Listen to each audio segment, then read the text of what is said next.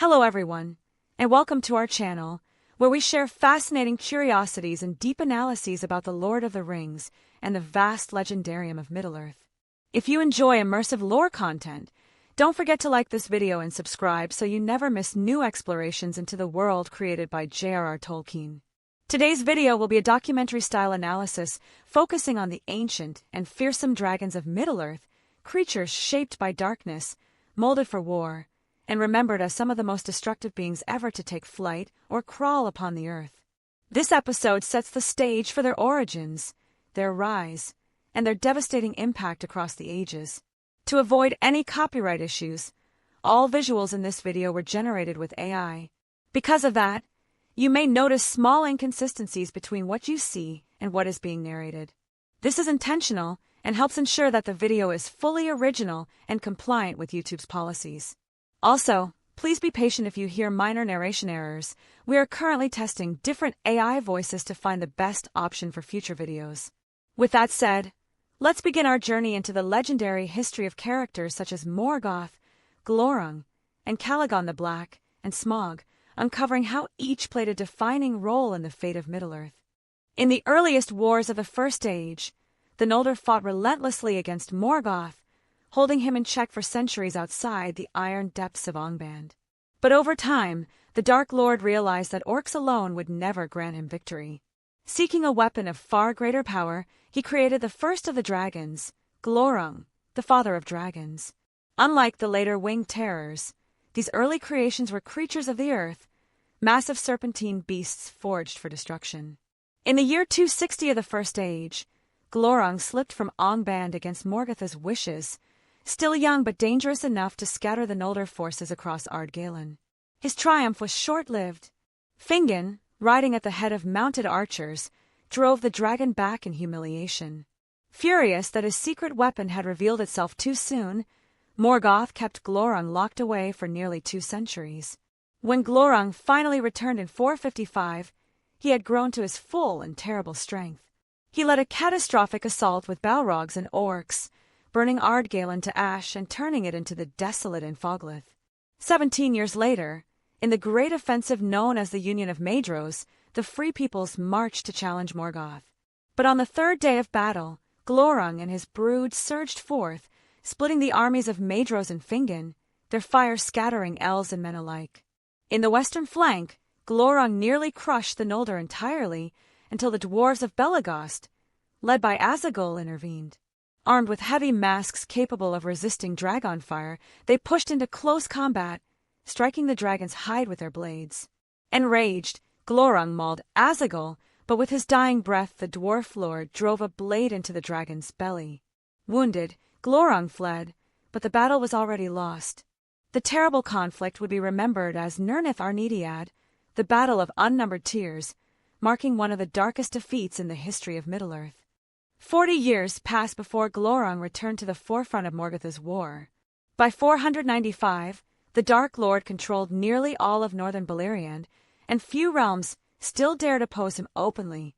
One of the last was Nargothrond, ruled by Orodreth, who, under the counsel of Turin, son of Hurin, took increasingly bold military action. After several successful strikes against Morgoth's forces, the Dark Lord responded by sending Glorung at the head of a host of orcs. Turin and Orodreth attempted to meet this threat in the Battle of Tumhalad, but the elves were overwhelmed. Orodreth fell, and Turin raced back toward Nargothrond, only to arrive too late. Glorung crossed the bridge, smashed the doors of a city, and flooded inside. Here, another terrifying power of the Father of Dragons revealed itself, the mastery of words and gaze. As Turin prepared to confront him, Glorung's eyes froze him where he stood, holding him helpless while captives were dragged behind. Glorung then offered Turin a cruel choice: pursue the captives and rescue Finduilas, or return to Dor-lómin to save his mother Morwen and his sister Nienor. With subtle malice, the dragon twisted Turin's thoughts, convincing him that only one path could save his family. Though Turin attempted to break free and strike, Glorung mocked him, praising his courage but manipulating him deeper into despair. Still clouded by the spell, Turin believed Glorung's lies and abandoned the city, unaware that Morwen and Nienor were no longer in Dor-lómin but safe in Doriath. Laughing in triumph, Glorung shattered the bridge, preventing the orcs from advancing further, and settled into Nargothrond like a tyrant king. The following year, Morwen and Nienor arrived seeking Turin. Detecting their presence, Glorung used fire and fumes to scatter their party, then ensnared Nienor with his gaze, stripping her entirely of memory and sending her fleeing in terror. When he sensed Mablung nearby, the dragon spoke in a voice unsettlingly akin to Morgoth's own, a chilling reminder of the bond between master and servant. For years afterward, Glorung ruled Nargothrond as its dreadful dragon lord, his shadow spreading far across Beleriand. By 498, after years of ruling Nargothrond from atop his hoard, Glorung began sending orc war parties into the woods of Brethil, threatening the people who lived under the protection of Brandir. These attacks eventually forced Turin, now living in Brethil under the name Turambar, to reveal himself once more. Knowing the danger would only grow, Turin prepared for the inevitable confrontation with the father of dragons. In the following year, Glorung finally set out to face his enemy directly. His vast body moved through the ravines and forests with terrible purpose, leaving scorched paths behind him. But Turin, recalling the deadly wound struck by Azagul decades earlier, formed a plan. He climbed to the high brink of Cave Daenerys, hiding above the narrow crossing where the river plunged into a deep chasm. There, concealed among the rocks, he waited for the dragon to pass beneath. As Glorung crawled across the ravine, his armored belly exposed, Turin seized his chance. Dropping from above with Gurthang in hand, he drove the blade deep into the dragon's underside. The strike was mortal, yet even in death Glorung remained lethally dangerous. As Turin pulled the sword free, a torrent of burning blood washed over him, and he collapsed unconscious beside the riverbank. Not long after, Ninjal, who was in truth his sister Nienor, still bereft of memory, arrived searching for him. She found Turin seemingly dead and approached Glorung in his final moments. With his last breath, the dragon revealed his cruelest truth, that Ninjal was Nienor, and that Turin was her brother. Her memory returned in a single devastating rush. Overwhelmed by grief and horror, she threw herself from the brink of Cave Daenerys into the waters far below. When Turin awoke, he learned what had happened from one who witnessed Glorung's final words. Despair consumed him. Taking Gurthang once more, Turin ended his own life upon the sword. With the death of Glorung, Morgoth suffered a great loss. Yet the tragedy left behind in Brethil was a darker legacy still, marking the end of the first and most dreadful of the great dragons. Only 11 years after the death of Glorung, Morgoth struck again, this time against the last great hope of the Noldor. Having finally discovered the location of Gondolin, he unleashed an enormous host of orcs, balrogs, and dragons in a devastating surprise assault. The city, long hidden and protected, was overwhelmed. Although the exact number of dragons present is unknown, the accounts emphasize that they were many and terrible, creatures bred for siege and ruin. Among them were fire-breathing beasts as well as cold drakes, each contributing to the destruction of one of the greatest realms of the First Age. Aside from Glorung, only 2 other dragons of this era are known by name. One is Goster, whose title means Death Eye, but little else is recorded. The other emerges during the apocalyptic conflict known as the War of Wrath, beginning in the year 545. At last choosing to act directly against Morgoth, the Valis sent the host of Valinor to Middle-earth. Elves, men, Mayor, and possibly even some Vala themselves marched to war, facing uncountable orcs and the remaining Balrogs. The struggle lasted 40 years. In its final phase, with his forces collapsing, Morgoth released his ultimate creation, the winged dragons, never before seen in Middle-earth. Among them was the mightiest of all, Calagon the Black, the greatest and most powerful dragon ever to live. His arrival turned the tide. The air erupted with fire and thunder as the winged dragons shattered the ranks of Valinor's host. Yet hope rose from the sky as well. Erendil, in his blessed ship, descended like a star, accompanied by the great eagles of the First Age led by Thorondor. What followed was a colossal aerial battle lasting an entire day. At its climax, Erendil slew Calagon and cast him down upon the towers of Thangorodrim, breaking them in his fall. With the defeat of the winged dragons, the host of Valinor swept across Angband, capturing Morgoth and casting him beyond the Door of Night. Orcs, Sauron, a single Balrog, and a few surviving dragons fled far into the Grey Mountains, where their lineage would later give rise to the terrors of the Third Age, among them the infamous Smaug. With the First Age ended and Morgoth cast into the void, Middle-earth entered a long and shifting peace. Yet dragons did not vanish. Though no great battles involving them are recorded in the Second Age, they remained a menace. The text notes that among the men who were not of the Edain, many fell into darkness, and were tormented by demons and dragons, and fell beasts and the unclean orcs. Even without large-scale wars, the surviving drakes of Morgoth continued to haunt the remote regions of the world, a lingering shadow of his ancient malice.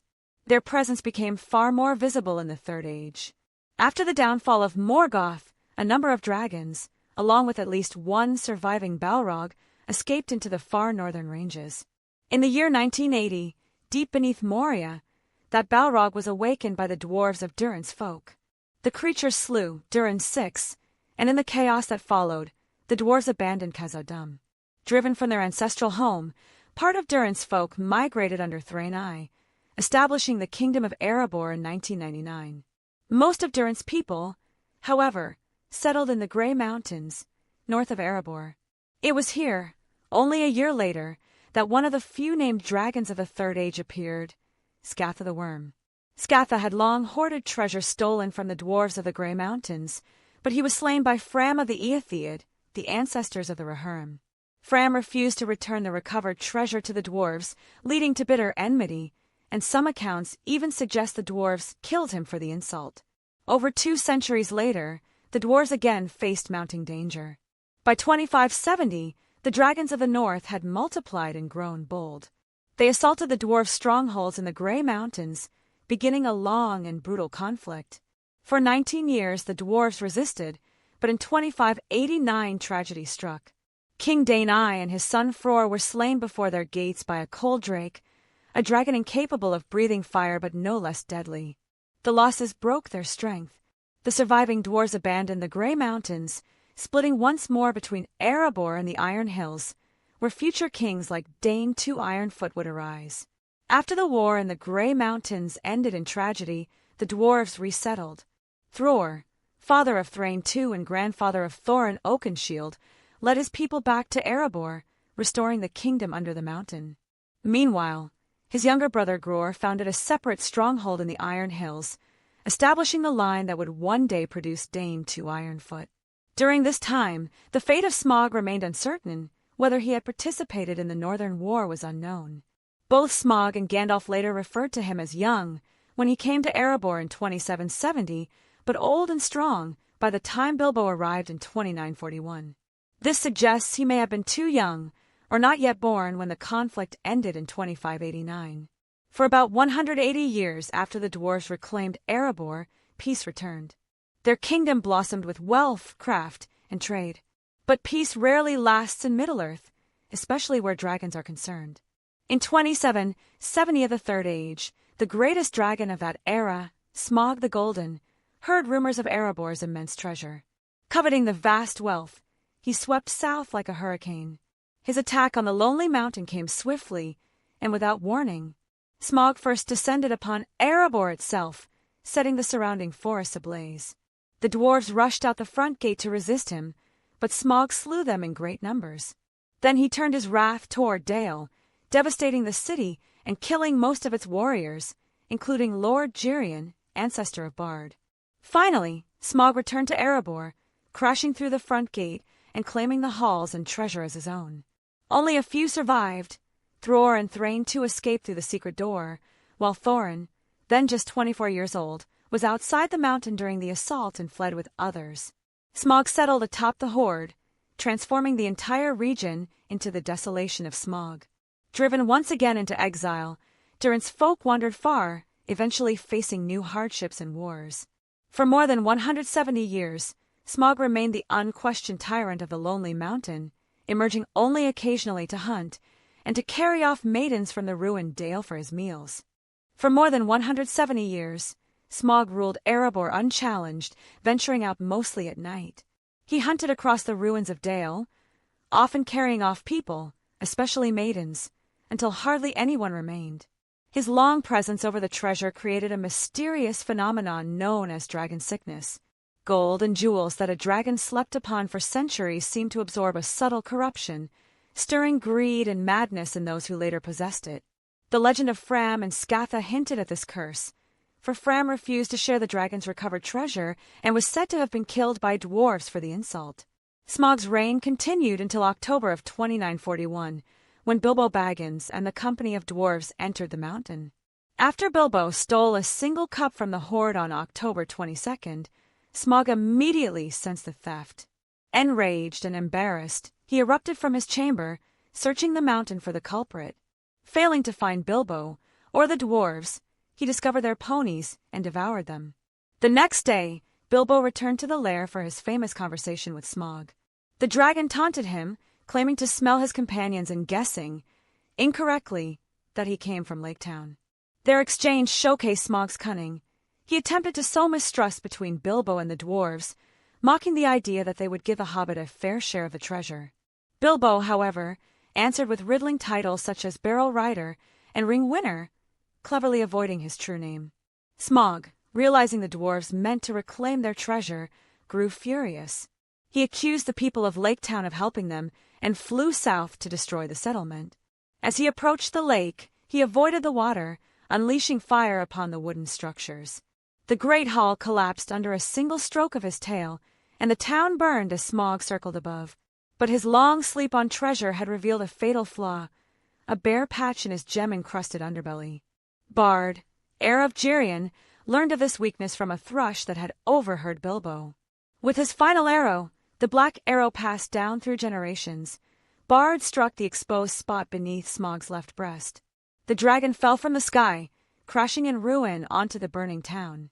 With Smaug dead, the immediate threat to the north had ended, but his fall ignited a new conflict. The vast treasure of Erebor, long corrupted by dragon sickness, drew the attention of many. Bard sought to use it to rebuild Lake Town and later Dale, while the Elven King of Mirkwood approached with his own claim to aid his suffering people. At the same time, Thorin Oakenshield, now entrenched within Erebor, grew increasingly consumed by the same dragon sickness that had twisted many hearts before him. He refused to share the treasure and called upon his kinsmen for aid. Yet dragons still lingered, though not on the scale of the mighty Glorung or Calagon. In the later Third Age, both fire drakes and cold drakes continued to haunt the far northern regions. Only a few attacked populated lands, but their presence served as a reminder that Morgoth's ancient creations had not been fully eradicated. Some fled to the Grey Mountains, where they bred and multiplied, giving rise to later terrors. Smaug himself was only one descendant of those drakes who escaped the ruin of Thangorodrim at the end of the First Age. Even before Smaug's death, the effect of dragon sickness was evident. Those who handled or coveted the hoard risked falling under its influence. The phenomenon remained largely mysterious, but it was widely believed that treasure long steeped beneath a dragon carried an echo of its malice, a subtle pull toward greed and paranoia.